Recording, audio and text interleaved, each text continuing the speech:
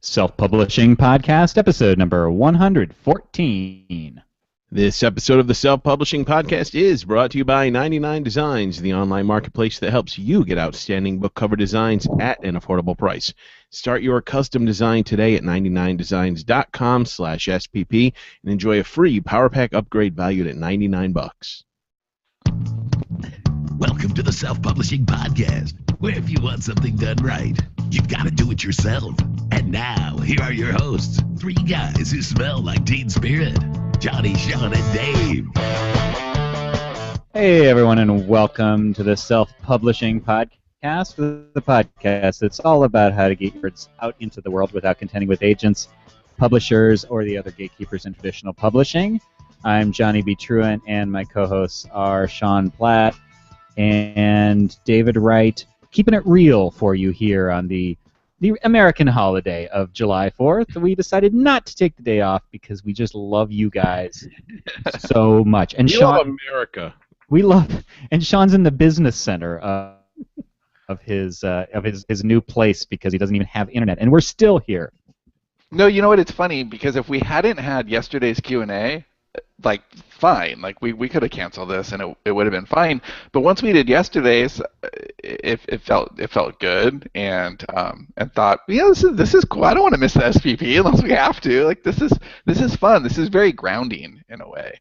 I would have missed it, and I feel really happy right now. Like I want to talk. This is awesome. I am, however, looking forward to Sean having his wind guard back on his usual mic because we're getting a every time. But that's okay. It's totally cool. That's his nose hitting it.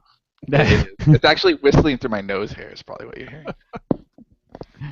Yay. Awesome. What's fun, Dave, is that yesterday when we did the Fiction Unboxed Q&A, I made a quick aside. Sean's in the business center, and Sean then spent 15 minutes talking about his internet and living situation. It was great. I kept trying to stop him. They don't care. They don't care.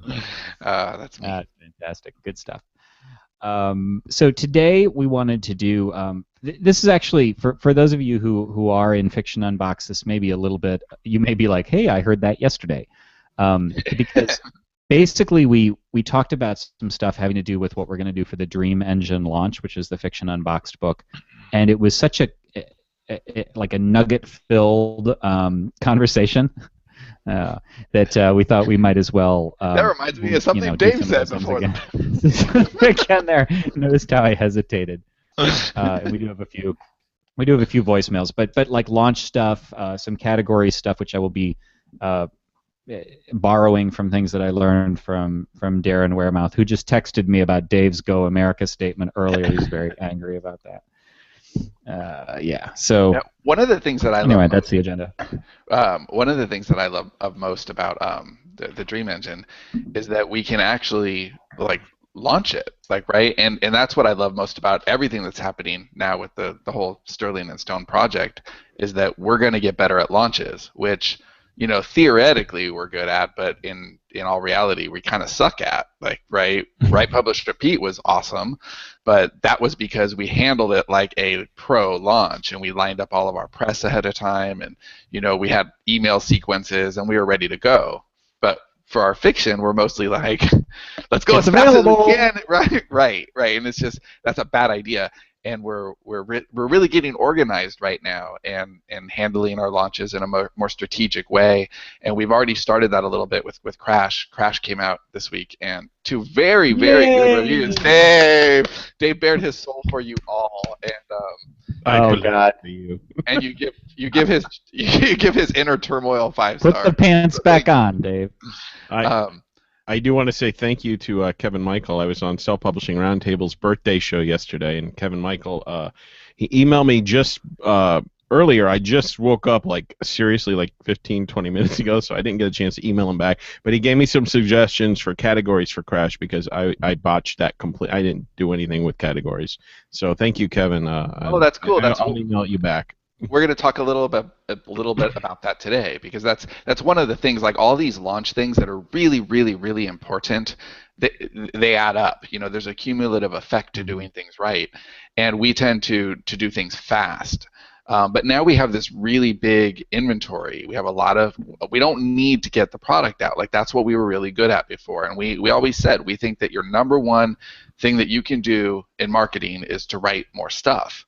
But we're past that like building stage. Like now we need to optimize what we have and get in routines so that we're constantly adding to our assets, but doing a better job at managing what we have. So I'm sure that's a lot of today's discussion, but I'm really excited. It feels like a culmination to me. It feels like a lot of little things that we've learned. I feel like we're beginning to put them more in a sequence, and that's helped a little bit by we're working with Archer Caldwell, who we've mentioned on the show a bunch of times, and he's helping us like project manage, like organize things so that we can actually implement that's his official title. Like he is the Sterling and Stone project manager. Like This is going to sound a little obtuse, but can I mention because we haven't actually talked? Is there any reason I can't mention the other person we're working with? I just want to make sure.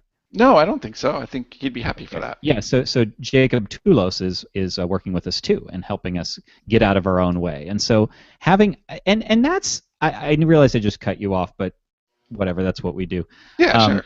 I guess it just dawned on me like those guys are both podcast listeners, and Garrett is doing the print for the Dream Engine, and we met him first as a podcast listener, and you know what I was thinking about today was Ray. Now Ray wasn't a podcast listener, Ray Chase. He's going to be on again next week, but he's like kind of I think going to be kind of our go-to audio guy for a lot of stuff, and so it's like he's on the team too. I like building the team. Yeah, it's so fantastic. I've just never felt better professionally. Like we're in such a good place right now, just creatively and sensibly, and I just feel really, really happy. But Ray is just so awesome because he was gonna be our Dream Engine guy since before it was Dream Engine. He was gonna be it before it was even Blunderbuss. Back when it was just, hey Ray, we're gonna do this fiction unboxing and we want to make one of the prizes an audiobook. Too. Right. So can you jump on board? And he said sure. And he got so on top of it that he had the first chapter read as we delivered the book to everybody on Monday night. The first third. Well, no. Right. No. He had enough for us to post so listeners could actually hear his first chapter read as they got their live book. But the whole thing is now done. I have to correct you again. He had the first third done by that day. It wasn't just the first chapter. The day you're talking about, he had the first third of the fucking book done, edited, mastered, everything. And everything's finished now. Like it's done. It's done. We're just waiting on. Do you want me to play a little bit? We didn't play it on SPP, right? Just on some fiction box stuff. Yeah, sure. So this is a preview for next week's guest. Now, guys, just throw up your hands if this gets too loud, because last time I tried to do this, it was really loud for you guys. But Ray is going to be our guest next week because he was so fun, and so we're going to have him on again. But here's him reading. Even wrote him the Dream Engine. We wrote him a grizzled military vet too, by the way. Awesome. Angry Sean Connery. Yes. All right. So here's a little bit of Ray's Dream Engine. Chapter 1. How's the volume? Seems good. Okay. Psychic at solstice. Toward the end of the midway, past the game barkers with their black top hats culling the crowd for pigeons, past the tents of oddities and unlicensed innovations, stood a great machine that had been unfolded from the backs of 3 flat cars on an east-west locomotive. Isla and Cora, who lived in the Rose Belt, walking distance from the empty field that bloomed into festival grounds at the solstice, had been All right, watching so you know what I just realized? I don't have the iPad up for my mixer, so the audio people right now were just like, what the fuck? They're playing absolutely nothing. Half of them probably tuned out. So sorry about that, guys. It's an art piece called Silence. It is an art piece. Let me go ahead and just replay that. Well, no, some people just thought I could have written that in 30 days. Right. All right. So here's Ray again. Pick at solstice. Toward the end of the midway, past the game barkers with their black top hats culling the crowd for pigeons, past the tents of oddities and unlicensed innovations, stood a great machine that had been unfolded from the backs of 3 flat cars on an east-west locomotive. Isla and Cora, who lived in the Rose Belt, walking distance from the empty field that bloomed into festival grounds at the solstice, had been watching it progress from parts to behemoth for days, in dribs and drabs Isla's time off from the ministry permitted. Before its birth, the machine was nothing but struts and girders, pistons and clockwork. Then it was assembled, slowly taking shape, shifting into a new vision with every visit. Today, as the girl stood before its final form, the machine seemed like something terrible Isla might have built at the ministry as it came to her from the ether, or from one of her troublesome visions. The behemoth stood 100 feet tall, with giant gears and mechanisms swinging wide from a coil, side to side, up and down. On each cycle, a cloud of steam vented from a central boiler with a great hiss, as those strapped into it screamed for mercy.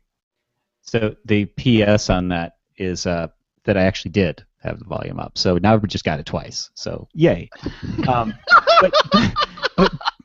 But That's Ray, just your clever way of like shoving this down. Wow, our you're throat. a hell of a marketer. no, yeah, because that's how you market. You make something redundant. Repeat it over and over. Yeah, that's Stop! true. I'll buy it. Okay. That actually is how you do it.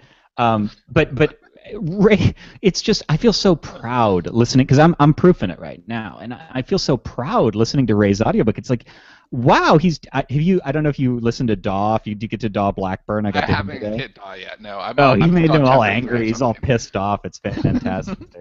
Oh, I So can't that's wait. Ray. He'll be on next week. But yeah, that's good stuff. Do we want to hit a couple of voicemails before we delve Yeah. in? That sounds good. All right. So here is one from Victoria, and it's cut off. It just says not self. So let's see what that ends up being. Hi, this is Victoria Dannon. I write sci-fi, fantasy, and paranormal romance. I've just had a chance to listen to the Jason Gurley interview. My first reaction was to wonder why you're featuring an author who's not self-published, because we all know that self-published authors can't get Amazon pre-order. So apparently he's cracked the code. If so, there's a lot of us who would like to know how he pulled that off, because all of my author groups haven't been able to get further than, hey, that can't be done. So lots of us would pay many bits of script and services for that enlightenment. Please share. Thanks much. Jason, he is self-published. He does covers for Amazon, like extensively. Right. So That's okay. I'll take this. This is just about who you know, and that's life. Like that's life. You know, we hoped that. I mean, we're Amazon published, and we hoped that would get us a pre-order page for the Dream Engine. We tried. It didn't work. Guess what? It didn't. Like, but I'm not resentful. Well, you and I are published through Amazon. You and Johnny, however, are not. You know, I don't want to spend my time being resentful of Jason. I think that's awesome that he can get a pre-sale page. I would if I could. You know, it's a little bit like when Guy Kawasaki, when Write Publish Repeat was doing really well, and he did something with some kind of a coupon code or something awesome that like basically gave his book away, but he had to pay for it, or his publisher had to pay for it, and he jumped up the rankings and over Write Publish Repeat. And I wasn't upset about that at all, and people wanted me to be esteemed. But I'm like, I would have done that same thing if I could have done it. Like, I think that you do lean on your network. I've leaned on my network many, many times. That's what you do. Yeah, Jason makes covers for 47 North, and obviously, he knows people because he works with them every day, and they're more likely to do him favors. And I will say, as far as self-published authors on here, we don't just have self-published authors. We focus on self-publishing, but if we think that there's an author out there that we can learn from that is traditionally published, maybe even somebody that hates self-publishing, but if there's something we can learn from them, then we'd have them on too. We're not just self-publishing. Yeah, anyone with value. The way I heard that, I could have heard it wrong, but the way I heard that, I think she was saying, oh, you have a traditionally published author as sarcastic because that's the only way he could have had a pre-sale page. That's the way I heard that. No, he's indie, but it's because of the book covers. I mean, I don't think he has anything. He looks like a pro. Like, there's no way you can tell he's not a pro. That's Yeah, it. Got and pro that's, writing and pro covers, so. yeah, and that's part of it too. You know, the thing, and I understand where Amazon's coming from, because They if want to they keep do, them happy. yeah, if they do, well, no, I mean on the other end, if they do say no to pre-sale pages, Yeah. you know, they don't know if authors are going to deliver. You take money from somebody and it doesn't deliver, or even if you're not taking money but you're making a promise, that reflects poorly on them. You know, they get bad reviews on stuff when it's outside shippers. Like they have to control their business a little bit, and we're really lucky to have the tools to publish that we do. You know, a pre-sale page is, I think it's something that will come, and they'll probably have some kind of like author program that you can sign up for at some point in the future, where that's one of the perks, like Select, and that'll all be awesome. But in the meantime, I think if you have the network that can make doors open for you, you should knock. Yeah, I pre-ordered a very large, like, Peanuts book. It's supposed to be like the original artwork size. It's very expensive, too. Oh, that's cool. More than I should have spent on a book, but you know me, I love my comics, and this is like a collector sort of thing that the price will only go up, so I got it now. But I pre-ordered it, and this was supposed to be out like months and months ago, and I don't know what happened, if the publisher was dragging ass or they ran into production errors. I don't know. But I got an email from Amazon saying, do you still want to keep your order? Because, you know, this thing ain't out yet.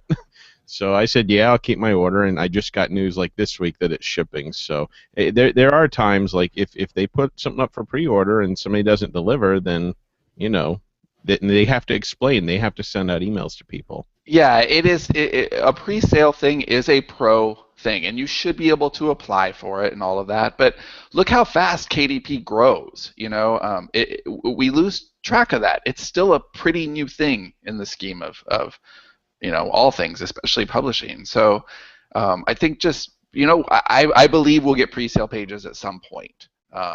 You know, that's you know, Kobo does that now, and that's another small awesome thing that Kobo does for their authors. But certainly email anyone you can in Amazon and pester the crap out of them. Maybe they'll eventually do it. So if you have to play your audiobook section twice, do that. All right. So Jane's next question is about responding to negative reviews. Hey guys, this is Gayne, Gayne, Young, over in Fredericksburg, Texas. Just wondering if y'all, I know your theory or how you react to negative comments and reviews on Amazon. I was wondering if you ever looked up other things that people have reviewed that gave you bad reviews. I did that today, and I found a guy that gave me 3 stars, gave the Bible 5 stars, which is a pretty good company. I don't know. Just wondering. Anyway, I'm going to kick back and let y'all answer this. Thanks. The publishers of the Bible appreciate that you're supporting their effort. Yeah, I chuckled. Like I've done that. Every single time, like because that's a good indicator. In fact, no, I'll amend that. I used to do it. I don't really do it now, but I used to consistently do it every single time. I just what's everything else they reviewed, because it gave me. Who is this person? I must know everything about them. Well, no, it somehow it really qualified the reviews for me, because if there's somebody who just handed out 1 stars like candy, then I can't. You know, I'm not going to take that personally. If it's somebody who gave like a lot of books in our genre 5 stars and then shit on ours, well, that's something to look at. So it's a form of validation. You know, you want to see if the person is just a hater or a troll, or if what they're saying is legitimate, because a legitimate review that's 1 star, you know, there's something there that we can learn from and grow from. And you have to take those for what they are. But if it's somebody and you click and they've got 27 reviews and 26 of them are 1 star, then the dude's just a dick. Like, and just ignore it. We have some comments. Tammy Silverwolf said, "This sounds vaguely like erotica. I approve of Ray Chase's reading." Simon Best says, "Dave, did you not get the red T-shirt memo?" Is Sean wearing a red tee? Oh yeah. Yeah, there we go. Oh, and Helen Martin says, Sean looks so different without the beard. I miss it. Kevin Michael says, beards should not be messed with. They are magical muses. I agree, Sean. No, my wife. So this is funny. I put on Twitter and I said, I was like July 1st. I said, Sean Platt looks, at Sean Platt looks so different without a beard. And Ari replied and said, "Less like a man." No, look, dude, all I care about is Cindy is smiling bigger. Like she was tolerant of the beer, but she hated it. So like I'm thrilled to be back to the face that she loves. Such a good husband. He had he had a dense beard too. Like that was a beard. It wasn't like immediate big, but it was like 3 times as many hairs per square inch as a normal beard. It was like a super beard. Yeah, I think our audience is wondering did you also leave the pubic beard ungroomed for that month? Yeah, it's what the fuck? I'm thinking of our audience, man. They have to be wondering that, not just me. Certainly not just me. I like my soft face because I like it to go soft places, and I don't need it all scratchy. Oh wow, thanks for that. All right, so do you want to move into? Yes, please. Yeah, yeah. So anywhere but that. So the pre-orders is actually a pretty good lead-in because we did try to get that pre-order for the Dream Engine because the idea is so let me step back a second. We want that book to do well because it's our book and we like it and we want it to do well. But we also have a responsibility that we've never had before. Right, because the bigger that is, the bigger the shared world is. Like, if people want to write in the Wool universe, because Hugh Howey opened the Wool universe, like that's more valuable than writing in some book that has never been purchased. Like, the bigger the world, the better everybody, all other things being equal, are going to benefit if people write stories in the world. And we do have a group of people who read the book going along, like they read my rough drafts as I posted them every day, and they said good things, and so we want to capture that enthusiasm and people who are just excited about the project. And so we wanted to do promotion, like BookBub promotion, ENT promotion. And in order to do that, a few things need to happen. You need to have your book discounted to 99 cents typically. Like, they'll do more, but I can't imagine those convert. Like, I can't imagine a $3 BookBub ad converts. No, and the thing is, when they're asking for something specific like that, we want the book 99 cents. It's because they know what converts. Like they know their traffic, they know what their readers respond to, and if they tell you no, like, it's not them being godlike or jerky. It's them protecting their business. So if you want to take advantage of those ad spaces, then you kind of have to play their game and make sure that you're writing stuff that they're going to approve, and your covers are professional so that they'll approve them, and you're doing the prerequisites like Johnny's talking about.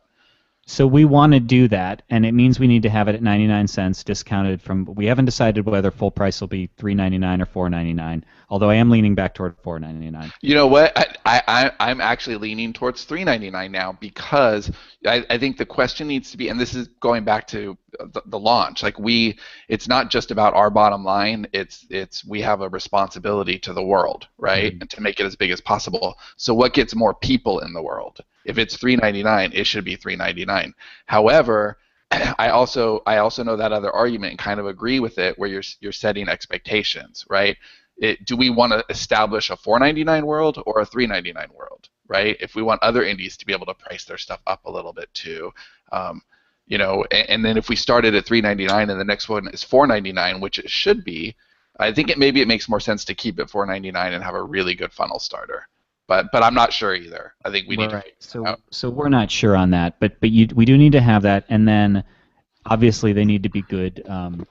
They need to be good risks for not risks, but for those advertisers. And I know that when Darren and Colin were on, they said that they did their 99-cent launch strategy and they did it pretty early.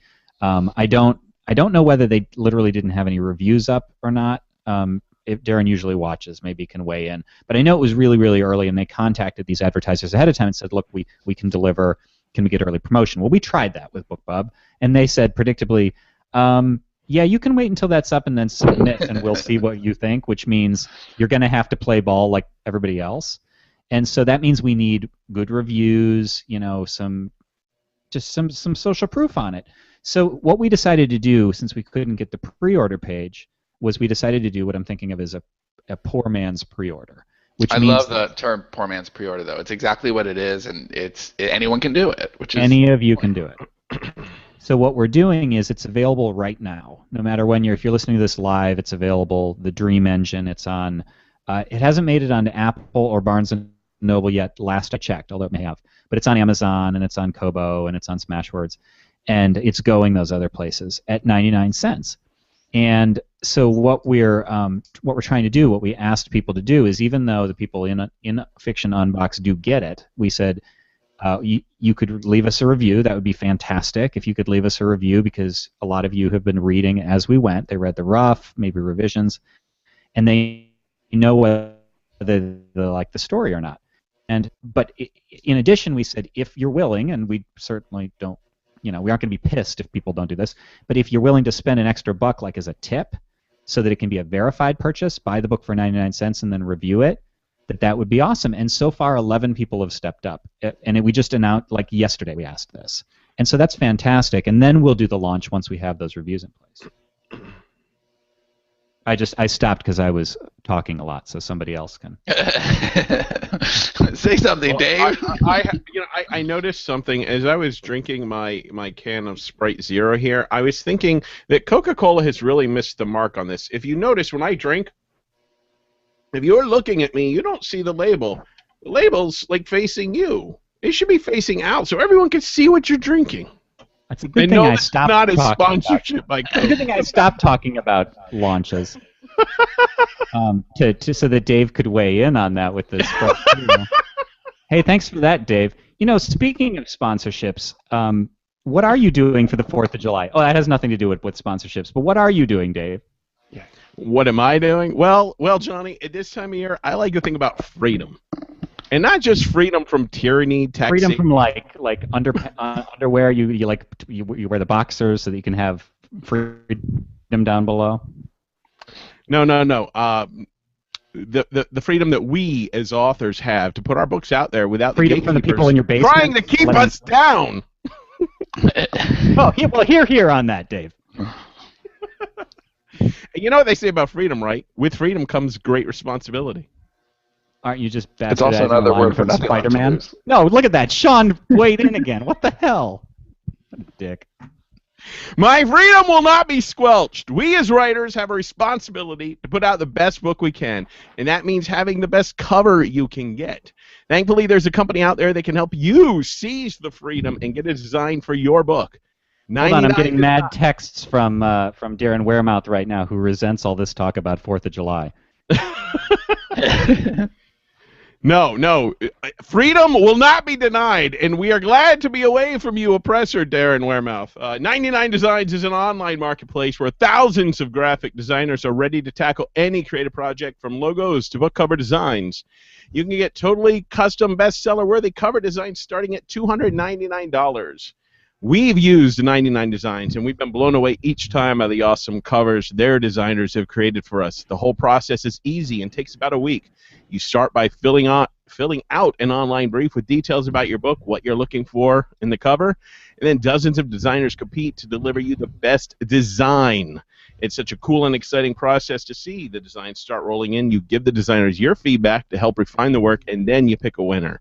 Darren is texting to say that he's using them right now for his new book, Soggy Biscuit.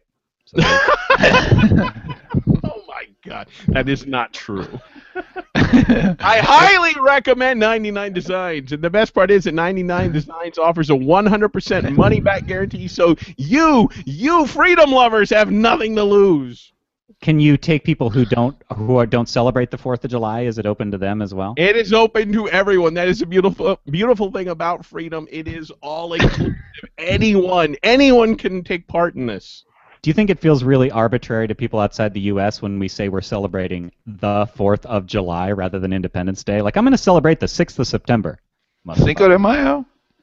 All right. So start your custom design today at 99designs.com/SPP. and enjoy a free Power Pack upgrade valued at $99. A Power Pack gives you more designer time and attention, so you'll get nearly twice as many designs to help you choose.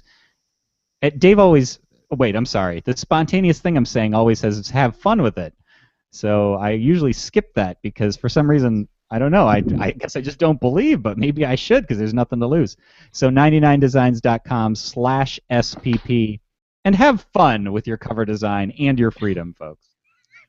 Unless you're somewhere where you aren't free, like Dave's basement.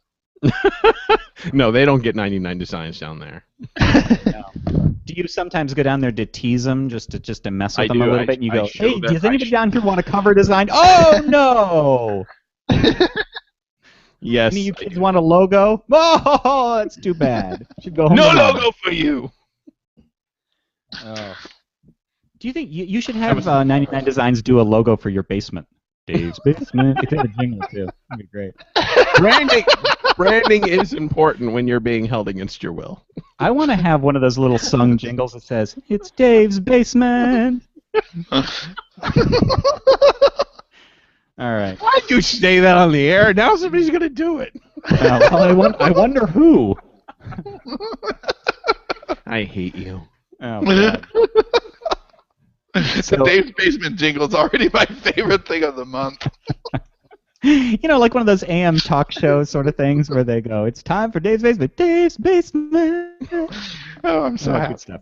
All right, so before Dave interrupted us with the breaking news about Sprite Zero, just talking about the poor man's launch, and I guess maybe I should have been more specific. Maybe Sean could continue what we would do after we had our poor man's launch period. Yeah, where did we leave off? We're getting the reviews, and so once we're able to place those ads, that's where we want to.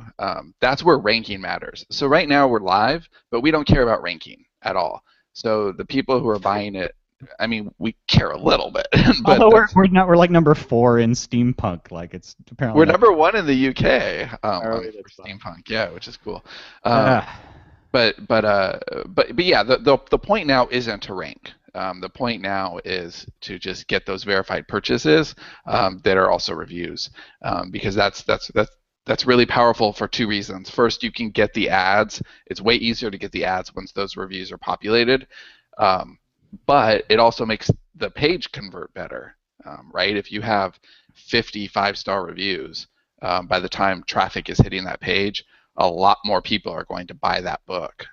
So that social proof is just really important early on. Once we place those ads and we actually are getting that traffic, then ranking really matters. And Johnny will talk a little bit about all the category stuff that we did, because that's really important. Because as you rank, you're getting that visibility, and you'll get the also bots, all of that. It's really factored into how well you rank. You know, when you first start to chart, and how you're categorized once you start to chart.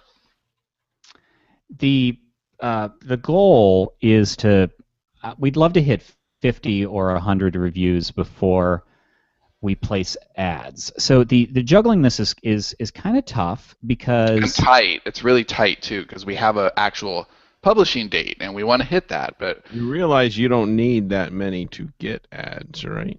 right, No, but it's only been up a day. Like we Threshold just at 50. no, but we, as of yesterday, we had 0. So it was like Sprite. Like, it was 0. So we couldn't place an ad yesterday. We can today, and in fact, the first time I checked was when I came down to the business center for the podcast, and wow, we have 11 reviews. That's awesome. And if anybody listening to this has read it as part of Unboxed, or if you just happen to be supernaturally fast and bought it or whatever, like we really would appreciate a verified review if you enjoyed the book. If you hated it, we'd also love if you kept it to yourself, I guess. Whatever. But yeah, I mean the idea is that we want to. Well, I'm not saying don't. I'm just saying that would be my preference. If you hated it, write your review, take it, and then insert it in your anal cavity. He didn't say anything that every self-publisher in the world wouldn't say. Like, who wants crappy reviews? If you hated my book, please don't publicly say it. You can tell your mom. Like, we don't care about that. The point is that a bunch of people read it live. Like that was the point of Fiction Unboxed, is we were writing it live, and people were reading it as they went. And so there were about 1,000 people in Fiction Unboxed the first go around, and so we're sort of fingers crossed. Like, it'd be awesome if 10% of them would leave a review early, and ideally, get the verified purchase, spend another $1. That'd be great. Optional, I guess. And so that's what we're trying to do. And what Dave said is absolutely right. We don't need to have that many to get the ad, but all other things being equal, more is probably better. And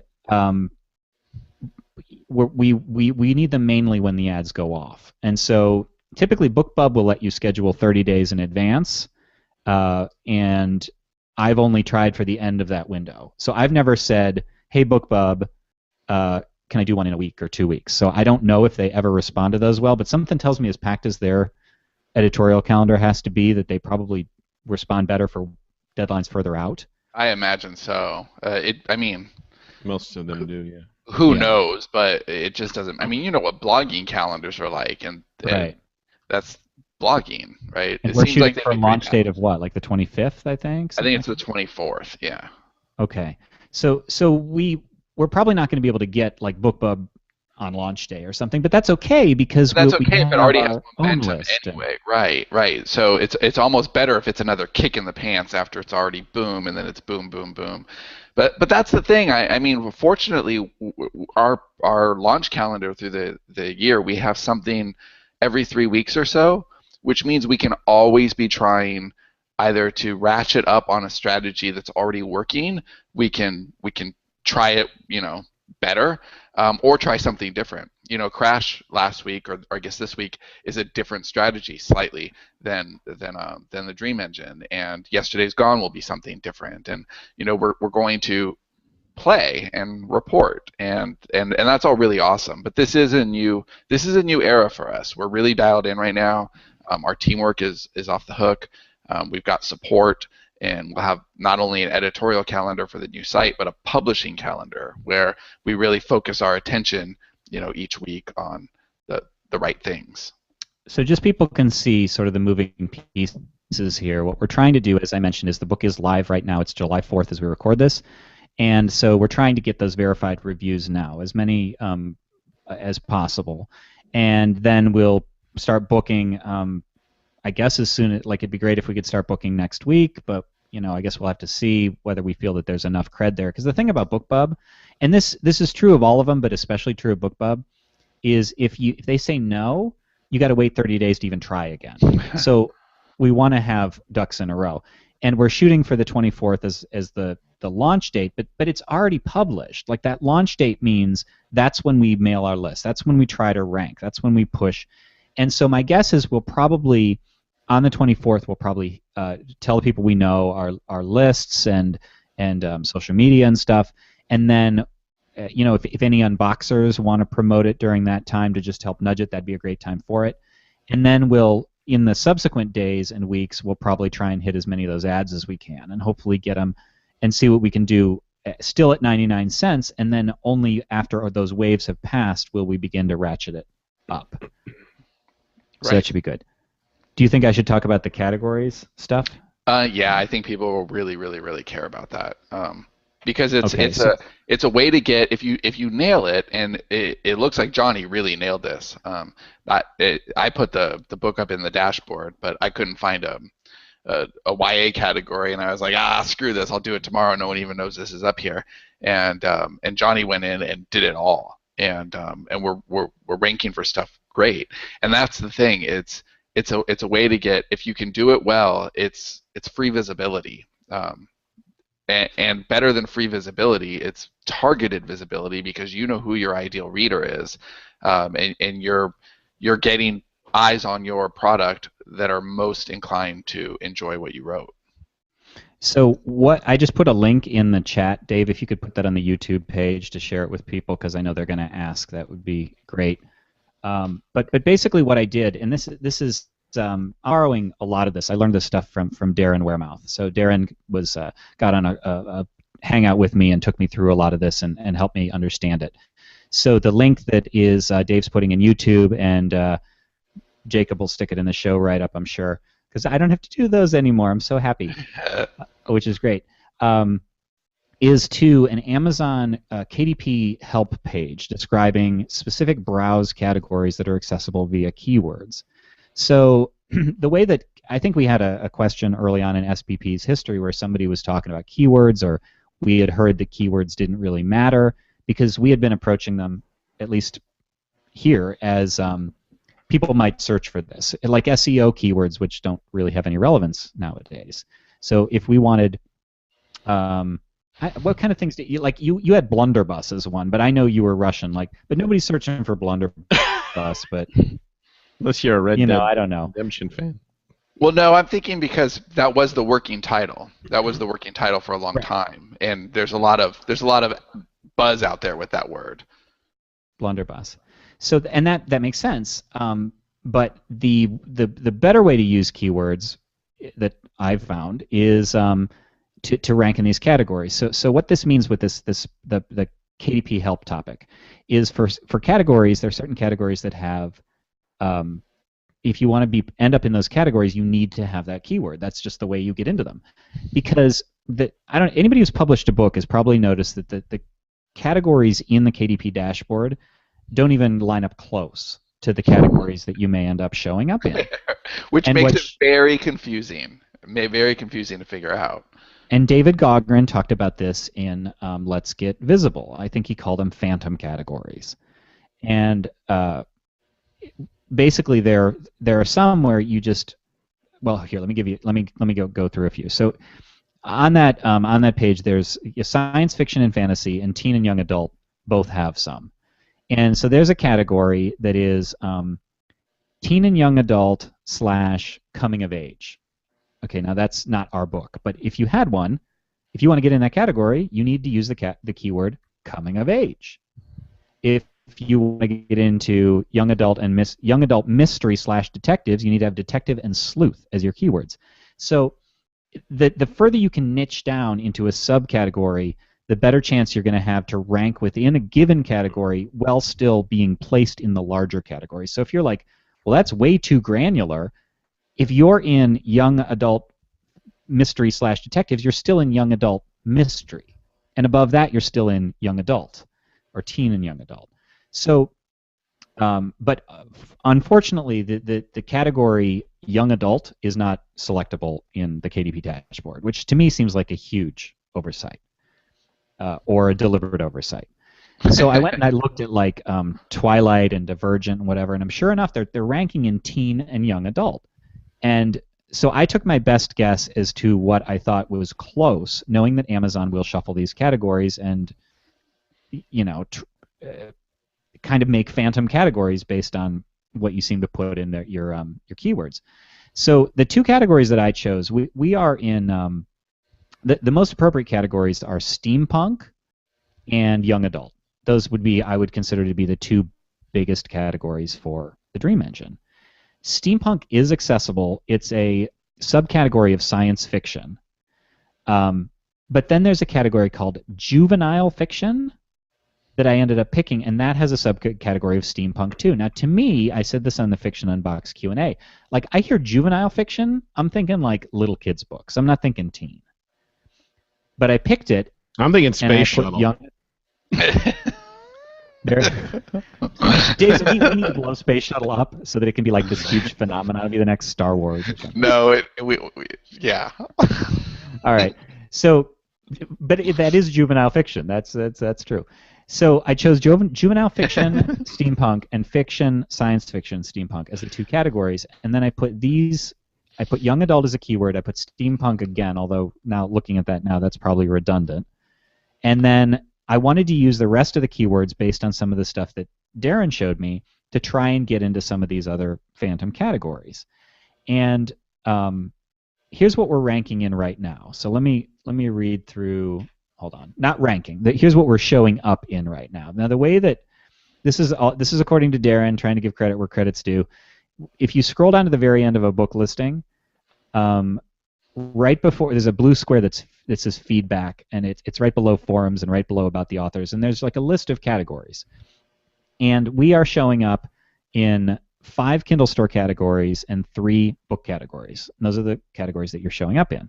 So in the Kindle Store, I'll just read the Kindle Store ones. We are in science fiction and fantasy, science fiction, dystopian, because it's kind of dystopian. Waldron's Gate is not very dystopian, but when you learn the truth about it, it's kind of dystopian. And then science fiction and fantasy, science fiction, steampunk. And then we did end up in teen and young adult, thanks to either that category selection or the keyword or both. So it's teen and young adult literature and fiction is one of them. Teen and young adult science fiction and fantasy, science fiction dystopian, and teen and young adult science fiction and fantasy, science fiction steampunk. So the same categories as for the adults, but now they're the teen versions. Go ahead, Dave. Where are you seeing this? Because I'm looking at the Kindle page for the book, and it only shows 3 categories on my page. Are you on a different page? It's you're seeing the actual rankings. No, I'm not talking about the bestseller rank. I'm talking about all the way at the bottom. It says look for similar items by category. Oh. Now again, I'm getting this from Darren. Okay. Man. Yeah. So according to Darren, this is where you're ranking, but I don't know that for sure. But that's what he said, and it makes sense, like by category. So these are the categories you're in. Yeah, this makes perfect sense. But I think there's a big takeaway here too, is that this isn't. There are no answers, right? There's nothing definitive here. It's a lot of tinkering, right? It's a lot of just kind of figuring it out. So don't be afraid to tinker. Doesn't Gauguin make the same point in Let's Get Visible that you want to adjust, you want to like figure it out, that it's not set it and forget it. Like if you're not getting it, because another question that we get pretty frequently is, look, I'm putting my book out. I know it's good. It's got good reviews, but it's not selling. And we're very guilty of this with a few of our books. We're shit at our categories. So that's something that anyone can try. Go in and tweak your categories. Because if I had to guess, I would say that this is probably also discoverability, like an engine thing too. Like I would imagine Amazon considers if you're in the same. So in other words, you might not think that somebody will search for steampunk, but if your book is in that and the Golden Compass is in that, then somebody who read like 8 the Golden things Compass might right. And so it's so like quality SEO. It's exactly like quality SEO, and people say, well, I don't want to write to SEO because I don't. But good SEO is just writing for your ideal reader, like the person who is most likely to benefit from the content on this page. If you aim your content toward them, that's great SEO. And if you don't rank for your keyword today, you just might tomorrow when Google is that much better at their algorithm. And I think Amazon, they do have best practices on their search engines. Like they're the best. They're the best. Google's the biggest search engine in the world, but Amazon's the biggest for people with open wallets, and their search is fantastic. So it makes sense that they're trying to get people to see your book that are most likely to enjoy your book, because they don't care if the readers are happy. They care if the readers are spending more money. And happy readers buy more books, and if they're buying a lot of books, they might buy their refrigerator there too, and that's the thing. They care about that happy customer, which is why they'll recommend them a 99-cent book instead of a $10 book, because it's about the relationship with a customer and all of their buying habits. And so I think that it just makes sense. You want to think in terms of what kind of person might find this book and what kinds of things might they be looking for. Just like if you're writing SEO copy, what might they be looking for? What other things would they also be interested in? So and that's absolutely right. And what David Gauguin says in Let's Get Visible about categories and tweaking and stuff is, and I'm doing this from memory, so hopefully I get this right, that you should try and rank in something. And so yesterday we had 4 sales show up, 4, because it was brand new, and we were number 24 in steampunk. Like we had 4 sales, and it was number 24 in steampunk. And so he says you should try and rank, and the rankings go to 100. So the most granular categories you can hit the back of, you can hit that where you're numbered, where you're ranked, at some point really reasonably, unless you have just an absolutely abysmal sales rank and nobody ever hits it. Like our overall rank at the time was like 80,000. It was 81,000, yeah. But and we were number 24 in steampunk because it's a small granular category. And so he says pick ones that you can rank well in. And then if you have promotion coming up and you know you can rank in a more competitive category, then change it before the promotion, and the promotion will make you more visible in that larger pool. But if your promotion ends and you slide back down, it doesn't do you any good to stay in that category. It makes more sense to move over to another one where you can be ranked again and get more eyes. Again, assuming that you actually fit those categories. Yeah, right. You don't want to game it. This is exactly like SEO in this respect. Yeah, you could game the rankings. You could do stupid black hat stuff that gets you the traffic. But traffic, people make a big mistake by thinking that traffic has value. Traffic in and of itself is worthless. Targeted traffic is extremely valuable. But you can't game that. You know, it's you can get a lot of eyeballs on your book, but if you say something is if you define something that it isn't, and people don't have a good experience, they're never going to buy from you again, and they're probably going to leave a bad review if they're the reviewing sort on the way out, and that does you no favors. So in that instance, the ranking actually hurt you. Try to rank where like-minded people or ideal readers are going to find you, and be satisfied with that. So just to finish up what I said I did with the categories here, and this is just my understanding, but I do think that I think that the results are pretty good here. Yeah, I'm so happy there were with a few that. things. Right. So I tried to use the keywords to hit a few other categories that you can't access directly. So here are the keywords for the Dream Engine as they exist right now. Steampunk, which, as I said, I think that one may be wasted because I chose steampunk as the categories. So we're going to get steampunk. Young adult, which may or may not have made the difference in the juvenile fiction thing. I'm not totally sure. Dystopian, fantasy, paranormal, magic, and dragons. Now, I don't know that all of those are doing us any good, but here's the reasoning. There is a category inside fantasy. It's fantasy characters / dragons. And there are dragons in this book. And so I figured just using one keyword for dragons will get us some exposure for people who are specifically looking for dragons in that category. Now, I think the reason we didn't rank in it is because what's the chuckling? Sean knows what I'm thinking about. I know what Dave's thinking. Oh, now I do too. Thanks a lot, Dave, for that image in my head.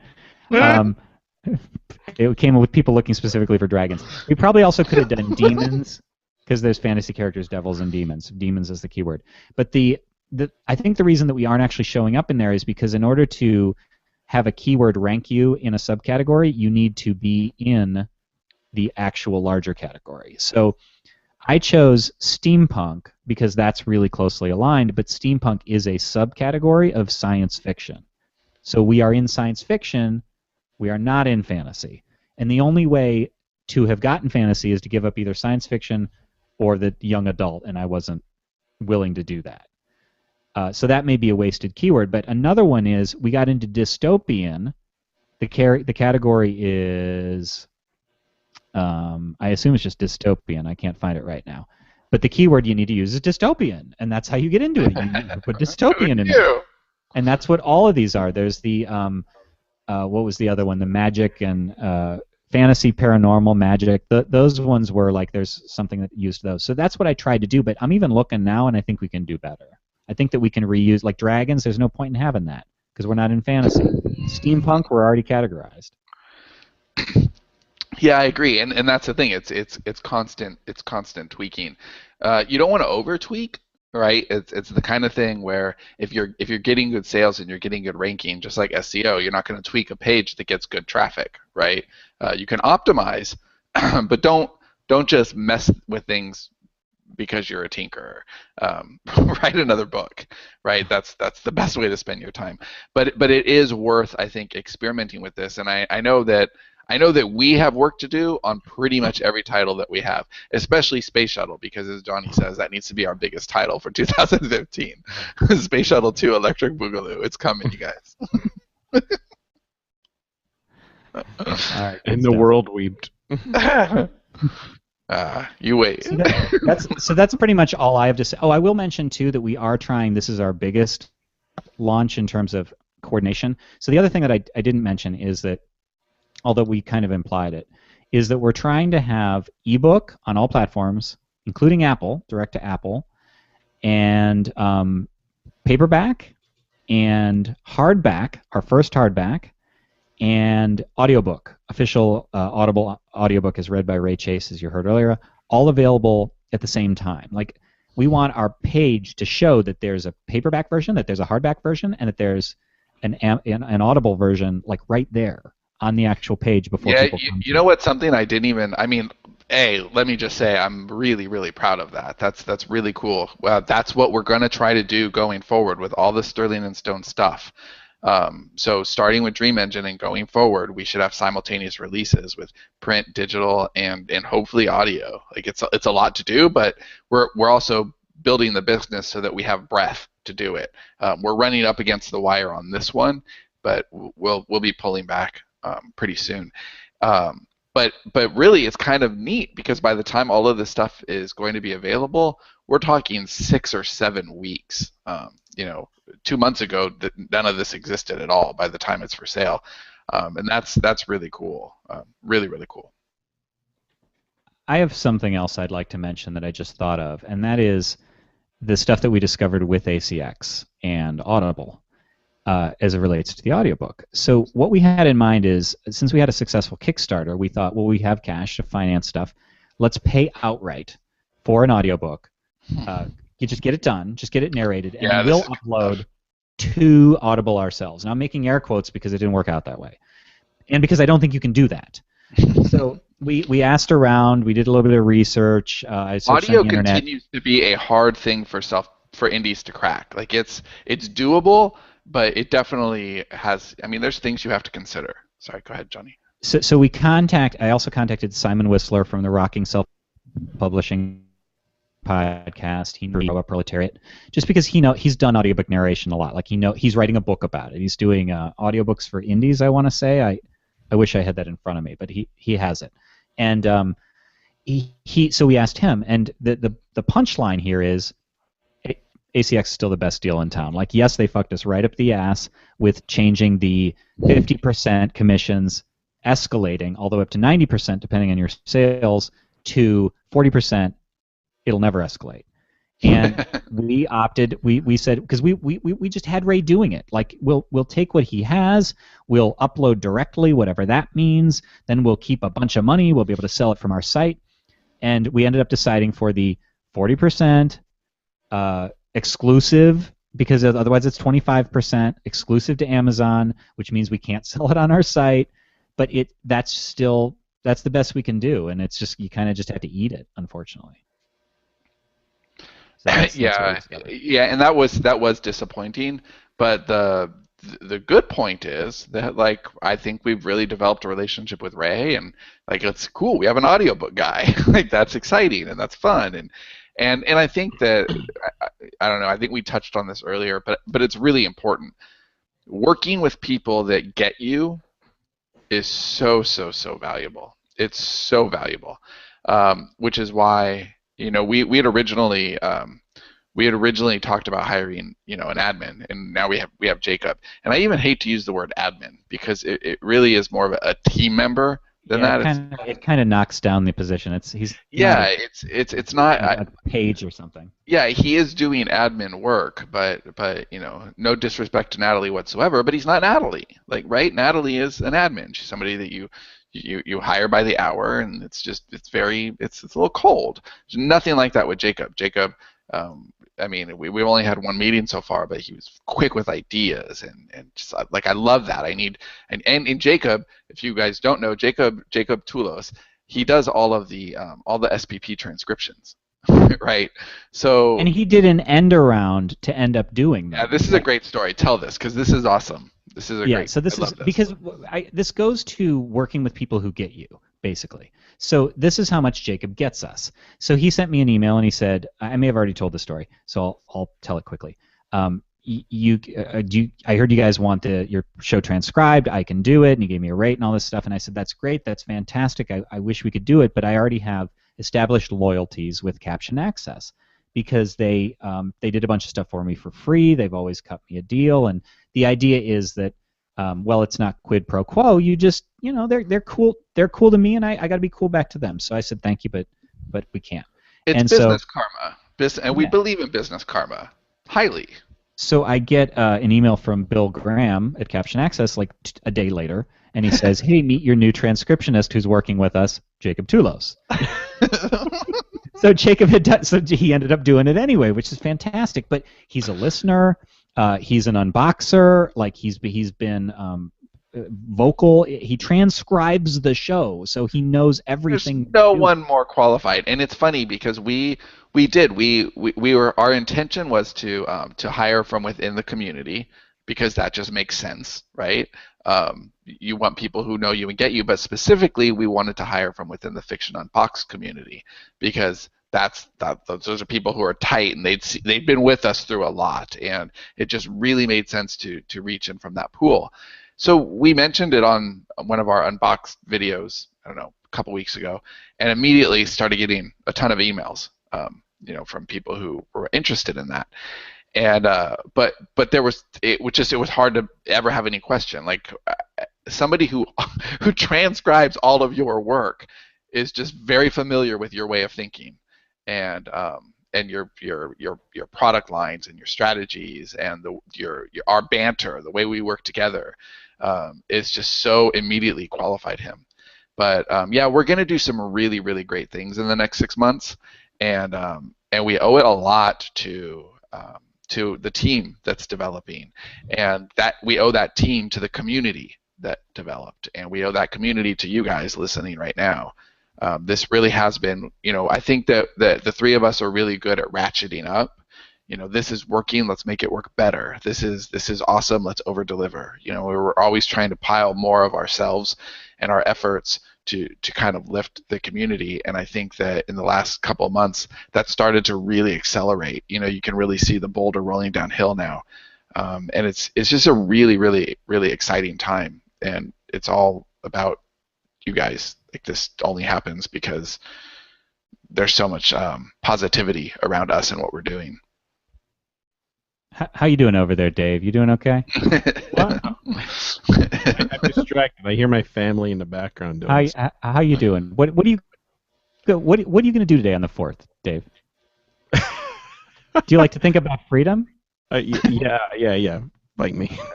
But does that include the freedom to transcribe as you wish? It does. I think. Yeah, it does. Do you know there are some transcription wow, companies you're rolling out hard there? with this. There are some transcription companies out there that will only let you transcribe like alternate like communist manifestos and various other anti-American propaganda. Did you know that there are I've heard companies that. out there? Is like that true? Yeah, they're they're mostly in Texas, outside of Austin. Sorry. Wow, we're just This is acing terrible. this. Yeah. Yeah, this is the best. This is the best read ever. Well, okay, so Caption Access at captionaccess.com does a transcription. They're great people. Contact them, tell them you heard them on our show, and they'll give you a third off. And I am really looking forward to, no bullshit, having all those transcriptions done and making the show searchable and making the show indexable on search engines. All our blather. So we're going to show up for Soggy Biscuit. Thomas Bennett had a question. I think he didn't say transcriptions, but I'm guessing that's what it was. He said, I know you're going to do the first 25 episodes of SVP. Are you going to do the rest of the episodes at some point? We're going to do them all. Yeah, we're doing them all. It's it's expensive. Every episode, like, it's expensive. It's going to add up, and it's time consuming. So we have to be patient, both because we're footing the bill and because it's going to take a long time. But yes, we're doing every single episode, and we'll continue to do them going forward. So the 25 was a Kickstarter bonus. People get that as a bonus. So that's I think what he was referring to with the first 25. They'll actually receive. Okay. Well, okay. So the first 25 will come as like a PDF that you'll get, but after that, the next 75 until we're caught up is like 71, whatever it is, until we're caught up. No, we won't be compiling those into any PDF or something, but they'll all be on the site for sure. I wonder if you could save money by just having the transcribers transcribe the relevant parts and ignore the first half of the show. Dude, the first half is my favorite. Could save a lot of money. It's my favorite part too, actually. Oh, I love that because you always shit on it. That's fantastic. Oh my God, what does that say about the rest of the show? Dave hates Huh? you all? All right, so let's be done. I am eager to see what happens with the Dream Engine launch, and if you were part of it, if you have any interest, we'd love a purchase and a quick review. That'd be fantastic, or just a review if you've read it and liked it. So that's about it. You guys don't have anything final to add, right? No. Crash is out. Yeah. Crash is out and very. Is very, it very still 99 cents? Yes, it will be probably through next week. Hold on, I'm looking for the review that Stacy Claflin wrote. This book will ruin your life. That was a 5-star review? Yes, lots of great love, and I've gotten a lot of email from people regarding the book. I'm very touched that so many people have connected with it so far. That means a lot to me, especially considering, how much, how long I've been writing the book and how much myself I put into it. So. Yeah, I really want to read the author's note. I haven't read I know there's this great author's note I keep hearing about, but I haven't read it yet, and it came in after we finished the book, so I really want to read that. But Yeah, I've read it. I can summarize it. It just says I hate you all. What were you gonna say, Dave? I was saying the author's note. I didn't even give to Jason. I just put it in there, so it's probably filled with errors. Yeah, but it's an author's note. I think you can get away with that. Yeah, whatever. But that author don't know how to speak well. It totally invalidates the whole story. Wow, this guy's an idiot. So yeah, I'm looking forward to reading that. But I've heard the author's note. I think half the reviews mention the author's note. So that's Crash. That's see the adventure that is 3 years in the writing. So you can check that out. Three. Isn't that how long it took to finish that 1987, 88, I think I started. Oh no, I meant I was trying to. Oh, the actual right? Yeah. Legitimizing my. No, just 1 year. Oh, okay, just 1 year. So that's the high volume productivity. Yeah, but that's 94 years in CI time. Oh, but you guys got to remember there is a dog now.